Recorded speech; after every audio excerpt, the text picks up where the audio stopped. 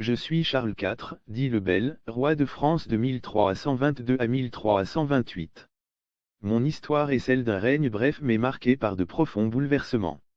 Né en 1294, je suis le dernier des fils de Philippe IV le Bel et de Jeannière de Navarre. Mon accession au trône fut précédée par les règnes de mes frères, Louis X et Philippe V, dont les décès sans héritier mâle légitime ouvrent la voie à ma propre montée au pouvoir. En tant que roi, je me trouve immédiatement confronté à un ensemble complexe de défis internes et externes. À l'intérieur, le royaume de France est ébranlé par des tensions sociales et des luttes de pouvoir entre la noblesse. À l'extérieur, les frontières du royaume sont menacées par des conflits avec les royaumes voisins et les ambitions des Plantagenets en Aquitaine.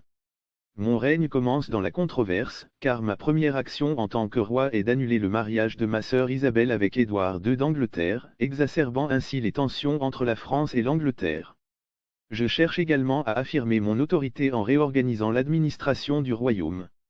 Je promulgue des ordonnances pour renforcer la justice et la gestion fiscale, tentant de centraliser davantage le pouvoir à la couronne, bien que cela me vaille l'animosité de certains barons puissants. Sur le plan personnel, mon règne est marqué par des tragédies familiales.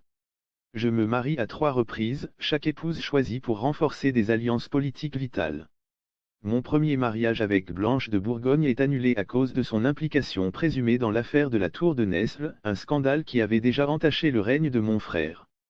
Ma deuxième femme, Marie de Luxembourg, meurt tragiquement dans un accident de cheval, me laissant une fois de plus sans héritier mâle.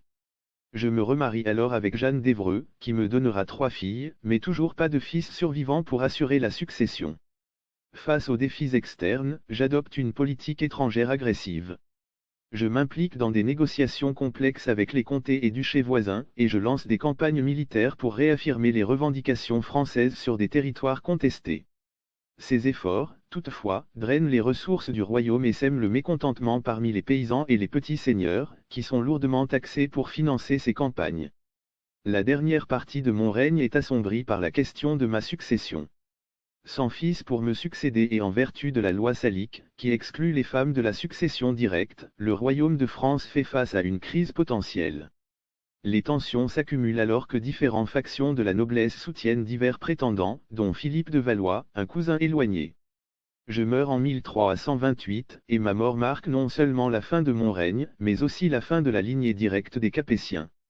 Mon cousin Philippe est couronné roi sous le nom de Philippe VI, inaugurant la dynastie des Valois, mais la question de la légitimité de sa succession reste un point de discorde qui contribuera à l'éclatement de la guerre de 100 ans. Ainsi s'achève mon récit, celui d'un roi qui a lutté pour maintenir l'intégrité et la puissance de son royaume face à des défis internes et externes considérables.